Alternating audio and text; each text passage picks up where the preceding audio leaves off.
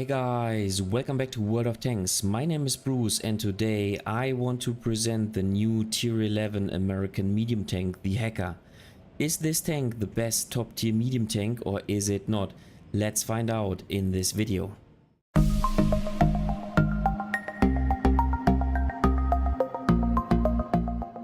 When I started playing the Hacker, I really struggled getting a hang of this tank. I tried out several pieces of equipment and I could not find the right balance. Sometimes I played it too aggressively, sometimes too defensively, but now I think I got it and this is how I play the tank. So I use ventilation, then I use a turbo and a gun rammer because I think this is what you need in order to play this tank successfully. Of course, for the most part, standard ammunition and then some heat shells. Here's my crew. So here you can see my commander. This is my gunner. This is my driver. And here you can see my loader slash radio operator. Some quick words to the upgrading path. In my opinion, the most important ones on the Hacker are this one right here and this one simply to create your second build. Then this one here to create one additional degree of gun depression, and then those two ones right here for a little boost to your penetration value, as well as this one which increases your alpha damage by 10 HP, and then as well maybe this one to increase your engine power, plus this one right here to increase your top speed. So I think those are the most important ones and actually not the ones right here which improve your special feature. So this is how I play the tank, and in order to find out how strong it is, let's take a look at a short comparison. Let's compare this tank to the M48 pattern on tier 10 and then to the Chacal on tier 11 and then also to the Object 432U. So immediately you'll notice that the Hacker is slightly better compared to the M48 pattern in every aspect. Now keep in mind that those values here of the tier 11 tanks are the ones without the updates, so you will be able to make the Hacker even better when in every regard. So this tank will get a bit more DPM, so a bit more alpha damage, thus a bit more DPM, a bit more penetration value, a bit more engine power, a bit more view range, and so on and so forth with all the upgrades. But even with the base values, it has a slightly better DPM, slightly better penetration, slightly better shell velocity. The gun handling is ever so slightly better when it comes to the dispersion on the move. Now the mobility is slightly better due to the slightly better engine power, and then the armor is slightly better. Those values indicate that the armor is worse. However, that is not the case, as I just showed you. Now slightly better health, and this is a pretty strong improvement over the M48 pattern, and this value is basically what sets it apart compared to the M48 pattern, because 12.25 stationary camo means that you are entering the world of tanks which you can use for spotting and for vision games. So that is a major improvement compared to the pattern. View range is the same, and if you compare this tank to, as I said, those tier 11 medium tanks, then you notice that it is on par in some aspects, it is better in some aspects, and also worse in some aspects. So it's really not too bad. Best DPM, good penetration, I would say on par with the Chacal. Then best shell velocity, best gun handling, okay, slightly worse mobility, but best power to weight ratio, and then well, good armor in between. I would say better than the Chacal, but worse than the Object 430U, and then slightly worse camo value, but better view range. So this tank performs really nicely, and compared to other tanks, the stats look really promising. So, Hacker in a nutshell. First of all, the special mechanic of this tank is that you can get rid of your dispersion at all. So if you activate it, your gun maintains super precise and you can conduct snapshots like a pro. Like for example, onto the AMX like in this situation. One thing that is really strong about the Hacker is its armor profile, especially the turret. So with this tank you want to find a place where you can play hull down like in this situation. So this is the Hacker against its standard 273mm penetration. So as you can see on this side it is a ricochet angle plus beyond 400mm of armor. Then on this blade right here you bounce, however it is beyond 320, 340. The roof is only 260, however you will ricochet even with the heat shell. And then the weakest portion of the turret is this portion right here, but you still get 270mm of pen, so you cannot actually talk about this as being a weak spot. The turret is super strong, 280, 270 at the gun mantlet, and then only the upper hull is weak for all the other tanks, including tier 8, tier 9 tanks, because it's only 210mm. If you load premium ammunition, so in this case 335mm of heat, there's not too much that changes. Of course those sides become penetrable, also the gun mantlet, as you can see, but those sides are also pretty strong and you will not get penned. And keep in mind, this is the Hacker on an even surface, so if you use your gun depression, then basically this is how it changes. Even the upper portion of this triangle here becomes hard to pen with now 350mm. So the only weak spot is here, and then of course on the sides as well. By the way, with standard ammunition, even the upper hull becomes super strong with 270+mm. So the armor profile of this tank is really strong. So with being the only tank in this position, as you can see, we already bounced 3.7k damage, and the adversary tanks are even shooting with the premium ammunition, and so you can see that the armor profile of this tank is really strong. Now the good thing about such a tank is you get the benefit of having a superior armor, at least on the turret, but you also have the benefit of being a medium tank, i.e. better camo than a heavy tank, better mobility than a heavy tank, and most of the time, at least in this case, also better view range compared to a heavy tank. So how do you need to play this tank? Well, with this tank you want to find a place where you can play hull down, use your superb DPM, your good gun handling, and also your turret armor. So notice that we are at minute 12 approximately in the game, and so far we only made 1.1k damage in this game. Enemy tanks are advancing, and now we are trying to use this tank to its strength and to set up a defensive position. So minute 12:52, there's the Leopard advancing, and we are trying to take a shot. With this gun handling, he has no cover, so no problem whatsoever. He has just taken a shot, so we can return fire.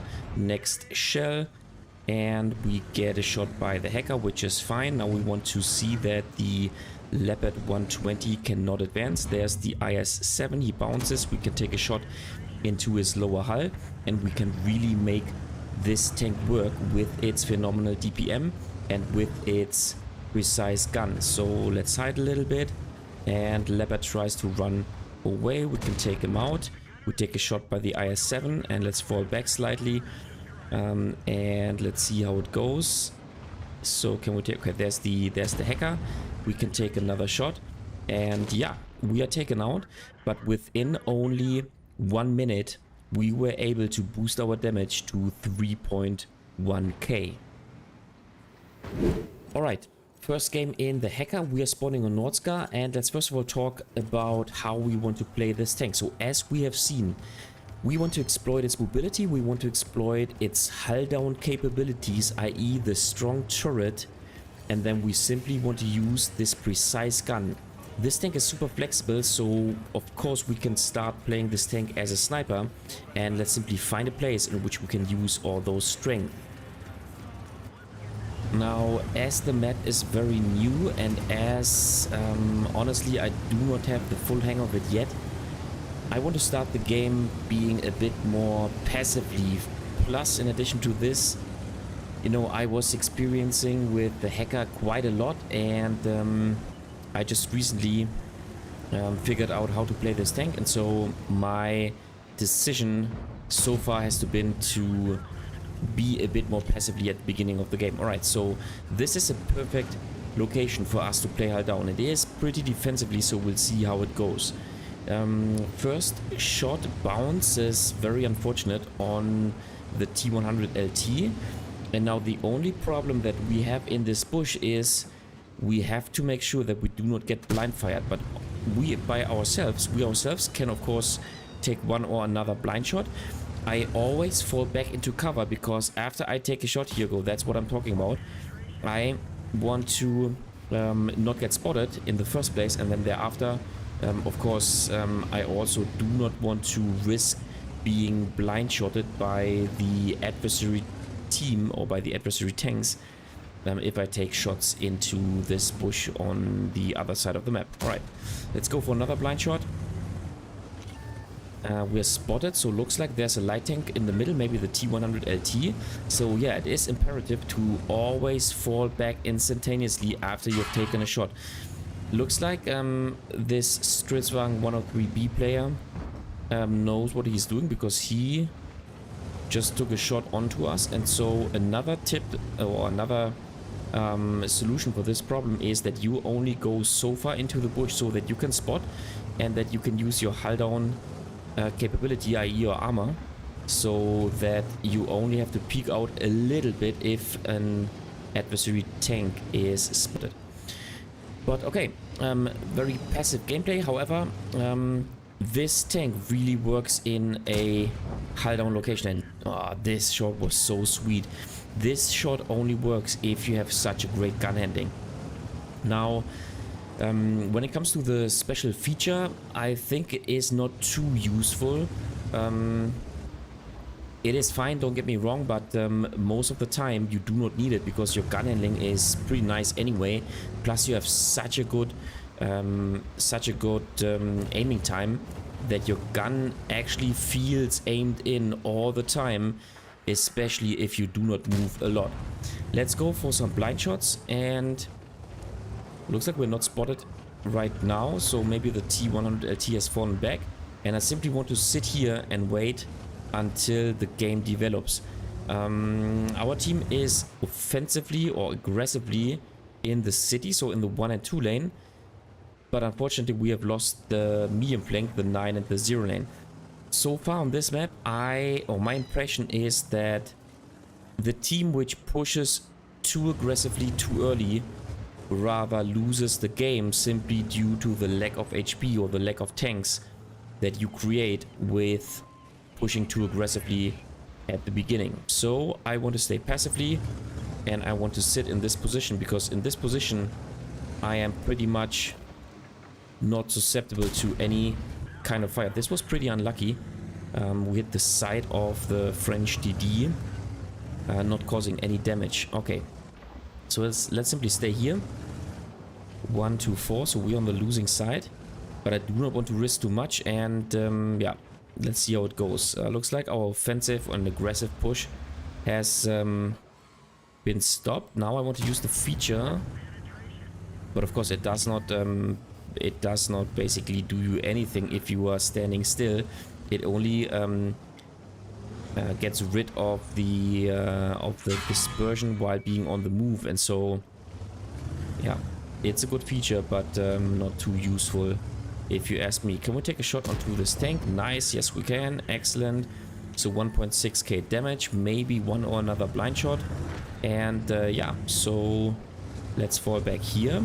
Looks like they want to make pressure towards the German TD, so here you go. Let us now take them under fire, and this is now the golden situation, a situation in which I can play hull down and in which I can use the DPM. Now of course this is pretty good for the Hirschkäfer, because we can now help him out, and as soon as they try to push him out, then we can take them under fire. So okay, this was unfortunate, but maybe we can take another shot. So let's see. And of course in this hull down situation, we can do what I described earlier. We can make use of our DPM but the other tanks have a hard time penning us due to our superior turret armor. And okay, now they want to push out the Hirschkäfer, and maybe I can help them out with an additional shot. We should be able to take them out, and the Hirschkäfer still has some HP. So all of a sudden we bumped up our damage to 3.2k, and there might be even a bit more damage to make. So looks like we're on the losing side. Looks like our team is losing the heavy lane as from the get-go. Right, no, we cannot take a shot here, but let's fall back.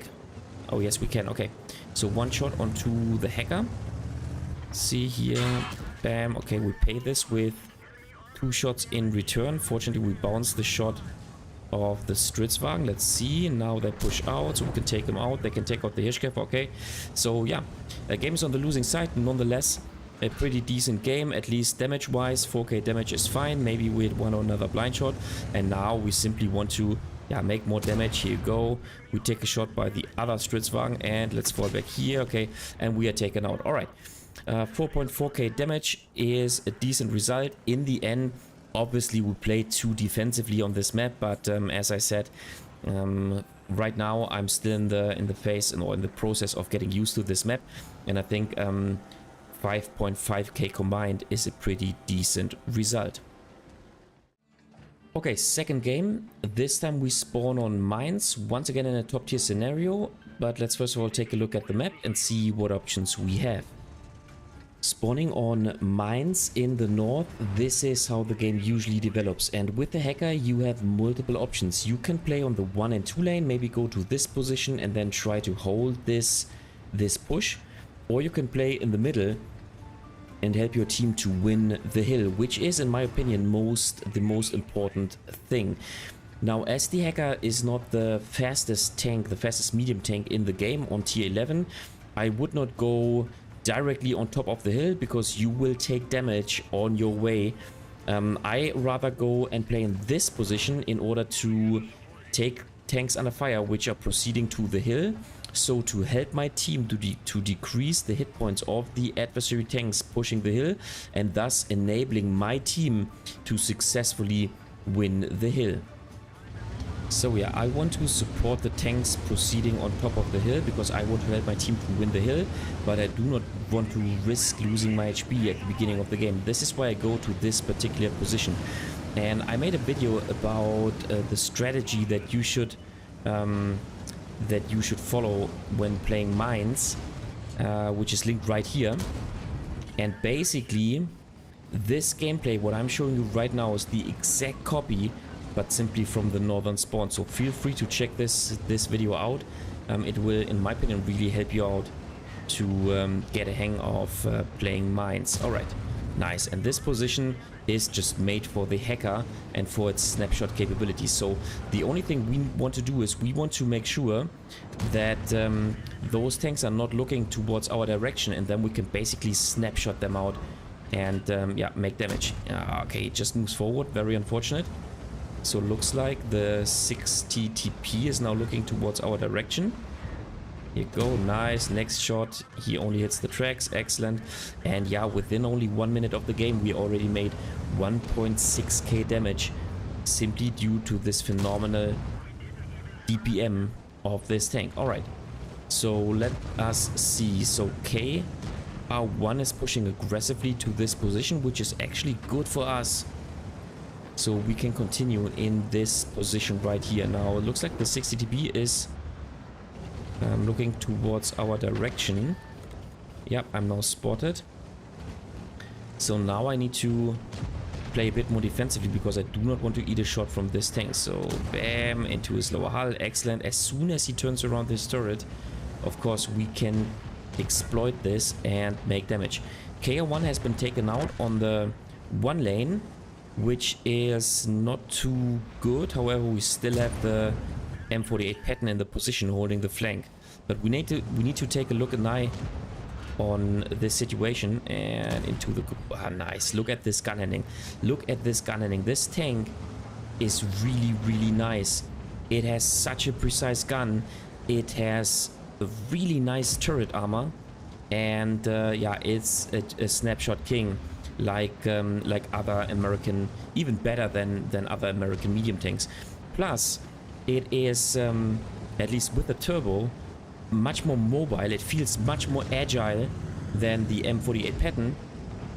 Plus, it has some camo, so you can actually play vision games. Not like in a Leopard 1, not like in a Char Future 4, for example, but better, way better compared to the M48. So let's now activate this feature, and unfortunately we do not hit because we hit the upper hull, so yeah, didn't really help us out. All right, so now we made it on top of the hill. We're still full HP, which is great, and now we can try and see whether we can take a shot onto those tanks. Looks like the E100 is, yep, falling back, so a little bit more. Thanks a lot, sir.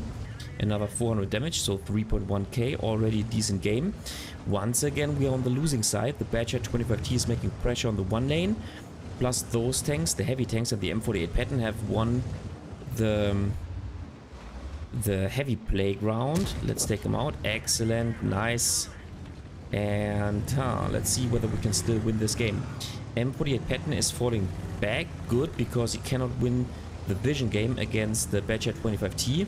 The only problem we have is, of course, we have to have support here, because as soon as the enemy tanks, or as soon as the object 277 falls back, we do not have any support, and the adversary tanks will be able to re-push the hill.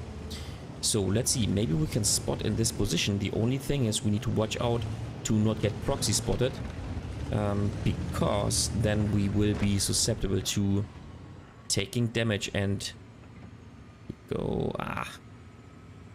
these a little bit more. Now we're proxy spotted, so we need to fall back. Okay, we need to fall back as soon as we're proxy spotted. Yep, RT will focus us. This is what I mean. The Rheinmetall Panzerwagen player did not pay attention, because as I said, if you are in this bush, you can get taken under fire, and obviously if you're proxy spotted, then yeah, they know where you are. Okay, so we are once again losing the game. Looks like our team has been too, I don't know, maybe too aggressively, maybe too offensively in one or another situation. So I want to be in this position because I can play hull down as soon as an adversary tank approaches. Like the concept, nice. We can take him under fire, and he has no chance of pushing us out, simply because we have the turret armor and this tank does not. Okay, so let's see, let's wait here. Okay, Badger is making pressure, so we need to help our team, and we can open up a crossfire situation from this position right here, in which we simply wait until the Badger enters our cap, and then we can take him under fire. So let us see. Those heavy tanks are making pressure, however there's still a Badger. Okay, now there's a 60 TP. Hopefully he proceeds to the other side of the map, to the other side of the hill, because if he doesn't, then I'm in big trouble. Okay, let's take a shot onto the Badger, and you know what? I want to fall down. Let's take another shot onto the Badger. Nice, another shot. We already made 4.5k damage, and oh, okay. This is a pretty bad tank for us. We can even make one additional shot. In the end, we made 5.1k damage. We lose the game again. However, I think another decent result of the hacker.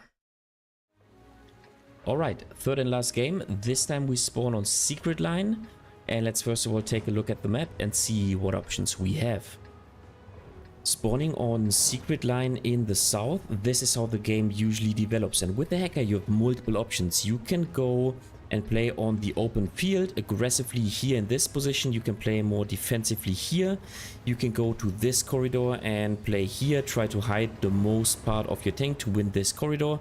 Or you can go to the city and brawl with the heavy tanks, because they are always hull down options for you right here as well. Or you can play a bit more passively and start the game as a sniper in this defensive position, or maybe in this position. Alright. Yeah, Secret Line is a map I do not like too much, to be quite honest, and I found myself too many times back in the garage too early, when I was playing aggressively. So, you know, lately I tended to play this map a bit more defensively and passively, and I simply want to go to this position. Now, with the hacker, yeah, nice. With the hacker, of course, you can do sniping almost as good as in a Leopard 1. Actually, maybe in the same way, because I think the gun handling of the hacker is actually not worse compared to the Leo 1. Alright, let's see how it goes. Of course, in this situation, and actually we lit the Rheinmetall up, so we caused an additional 759 damage to him by setting him up on fire, which is nice. I just realized that. So excellent start in this game. Let's see how it goes. So we have killed the only, actually our team has killed the only light tank of the enemy team, and so our light tank can make pressure. So let's see how it goes. In this situation, I wanted to use the special feature in order to get the most precise gun, and in order to hit the weak spot, but as you saw, it didn't work out. Alright, Rheinmetall Panzerwagen is making pressure, and so you know what? If he does not spot any other tank in our, which would then be shown in our render circle, in the yellow render circle, this means that there's no other tank of the enemy team, and so we can advance and trying to build up a crossfire situation. As you can see, I mean, of course the tanks are then at least on the mini-map visible also if they are not within the render range circle. So I take that back. So we can definitely advance right here. All right, so here, there's an E50. Okay, E50 is trying to take a shot onto us, but he can only shoot onto our turret, which is very strongly armored, and so he cannot cause any damage. All right, so there's the hacker, and you know what? Let's try to keep him proxy spotted, so maybe our tanks can take him under fire. Of course, they want to maybe first cause damage to the object 261, the arty, and as we have support of the object 430U, that is actually what we need. We need to engage this hacker with 2 shots. All right, if he shoots me once, I can at least shoot back once, and now I want the object 430U to take the next shot. Maybe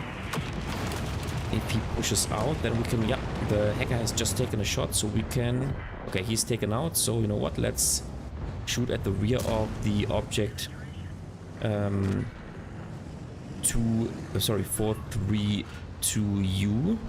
Can we take a shot onto the badge head? Once again, I want to activate this special feature in order to make the gun super precise even while being on the move. This way we can make an additional shot onto the badge head.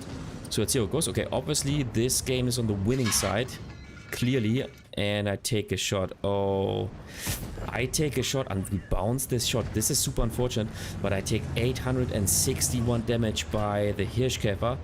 This is also super unfortunate, and I need to fall back to not get an additional shot, because then I might even be taken out of the game.